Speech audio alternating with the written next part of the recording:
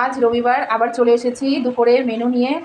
এ দেখো এখানে হচ্ছে মেয়ের ভাত বেড়েছি, ভাত তার সাথে হচ্ছে এটা হচ্ছে ভেন্ডি পেঁয়াজ আর শস্য দিয়ে করা হয়েছে।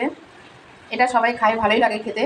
আর একটু রসা রসা করে মানে একটু শুকনো শুকনো করলে ভালো হতো, কিন্তু আমাদের বাড়িতে ঝোল প্রচুর লাগে, তাই জন্য একটু ঝোলই রাখা হয়েছে। এটা হচ্ছে উচ্ছে মানে উচ্ছে না, করলা ভাজা, যেটা প্রথম ভাতে খেতে ভালোই লাগে, এর সাথে একটু ঘি আর লঙ্কা হলে তো আর কোনো কিছু লাগেই না। আর এটা হচ্ছে চিংড়ি মাছ, দাঁড়াও তোমাদেরকে দেখাচ্ছি। এই দেখো চিংড়ি মাছ, এই দেখো চিংড়ি মাছ, ঠিক আছে।